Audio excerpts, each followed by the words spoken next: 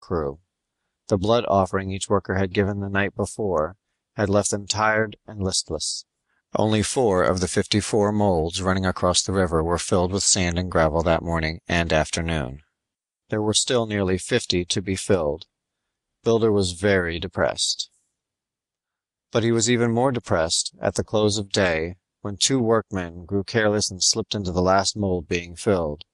Their ear-splitting shrieks brought half the tribe up over the hill above the village and down to the dam site. After Builder explained what had happened, there were angry mutterings to the effect that Thor was displeased with the dam and therefore had taken lives. Nothing Builder could say would dissuade them from this notion. So well had Thalgor indoctrinated them with religious fear of anything used to control nature. Builder hadn't realized until that moment just how much the people were against the dam.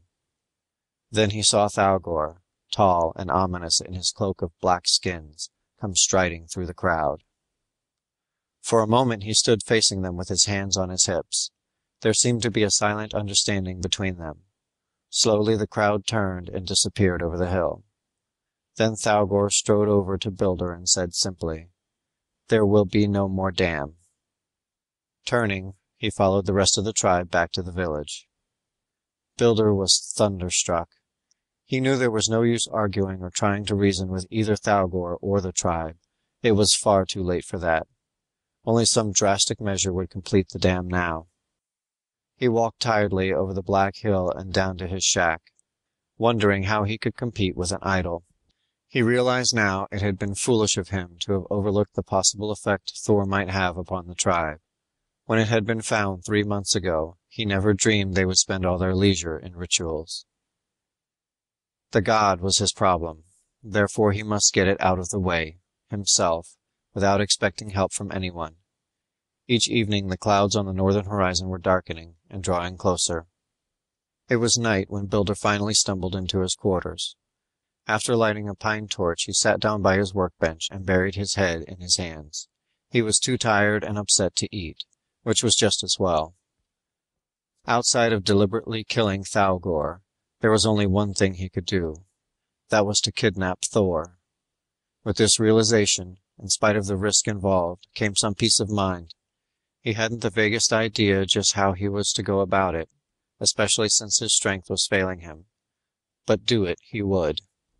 First, though, he would have to wait until some time before dawn, when everybody, even Thalgor, was sure to be asleep. The hours dragged heavily between then and his chosen time. Many were the times when he longed for something to read, although he supposed that by this time he'd forgotten how. Like wisps of smoke, memories of his youth and the concrete jungle drifted through his mind. How long ago that all seemed now. Sometimes he wondered if any of it had been real. But here he was, as his parents wished him to be, trying to help what was left of humanity back up the trail. To what, he wondered? To destruction again? This time, probably complete and final? He shook his old head and ran a trembling hand through his white shaggy hair. He'd gotten this far. Somehow he would get the rest of the way. Builder got up and crossed over to his sleeping pile. After tying several skins together, he folded them under his arm and walked out into the pre-dawn night. His bones felt the crackling cold of early spring as they had never felt it before. Slowly he made his way around the village to where Thor was housed under a huge slanting roof of bark and scraped skins. He'd never seen Thor, and now wished he'd paid at least one visit to the god. Like a shadow, he glided carefully through the blackness and back of the temple until he was just inside the rear opening. He could see clear across the chamber, out to the pale twinkling stars. Then he detected a dark mass in the center of the temple, silhouetted against the stars. That must be Thor.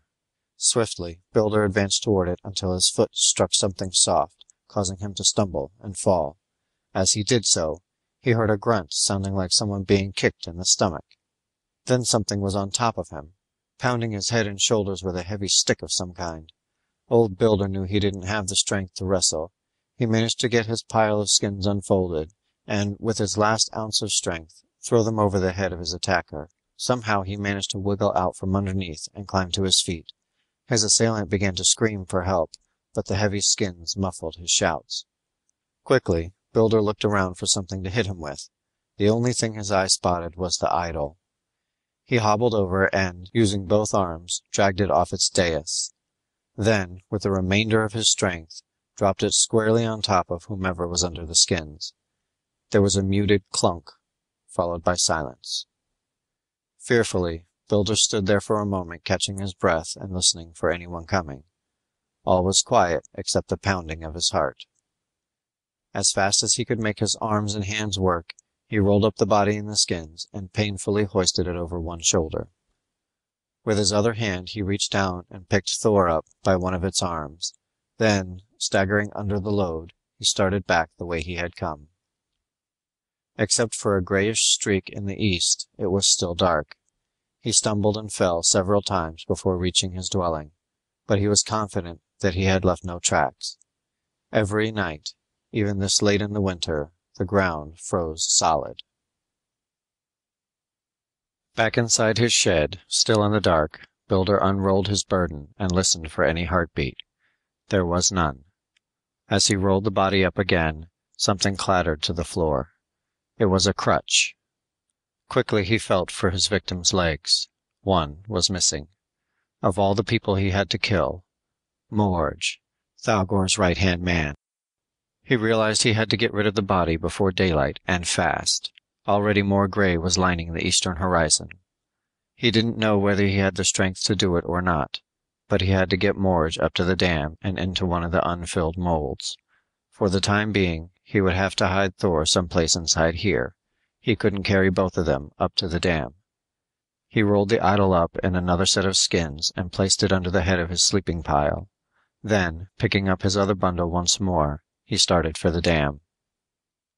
The sun was just peeking over the horizon when Builder finally stumbled back into his dwelling and into bed. All that day he lay there, body on fire with fever, and heart pounding like a drum. He was almost certain he would soon die. It was just as well, a little corner of his consciousness said. At least he would be missing all the frenzied excitement of Thor's disappearance, along with Morge. But it looked as though he had failed after all. In spite of removing the god, now he was dying, and the dam still unfinished. The day dragged on, and he didn't die. After waking up in late afternoon, he felt better. He ate a handful of nuts and figs washed down with a little herb tea. Then, as night crept over the sky, he tottered down to the village. Whatever had taken place during the day was done, and little groups of people stood around fires, resting and talking, as though it were the old days before the coming of Thor, thought Builder. That was good. Builder moved in closer to one of the fires to warm himself against the early spring night. Someone recognized him. It was one of his workers, and he was suddenly made welcome, once again being given the place of honor nearest the fire, as in the old days when he'd first discovered the humans. Builder was dumbfounded at the sudden cordiality. In recent days, Thalgor had done such a good job of discrediting, he never dreamed of regaining his old standing. Then he was told what had happened during the day while he lay almost dying. When the god and Morge were discovered missing, Thalgor had called the village together, explaining that Thor had left them, taking Morge as a sacrifice because he was dissatisfied with the tribe's paltry blood offerings and worship. Therefore a great death sacrifice of young men and women must be undertaken to pacify Thor and cause his return. But the people questioned Thalgor's order. They seemed to feel it was the priest who had been at fault, not themselves. After all, he was the closest to Thor, was he not? Therefore it was Thalgor, not the village, that Thor had become angered at.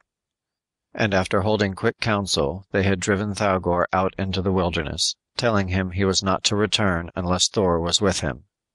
Old Builder almost cried when he heard this joyful news. The dam would be completed after all, he was almost certain. He decided to say nothing more about religion, Thor, or Thalgor. Maybe soon they would forget the whole thing. Now he could go back to teaching the youngsters and some of the brighter oldsters the methods of writing in symbols instead of drawing pictures. Hours and days turned into weeks and months as Builder taught his people what feeble knowledge he possessed in arithmetic, simple engineering, such as the dam, and most of all, instilling in them the will to want to learn and investigate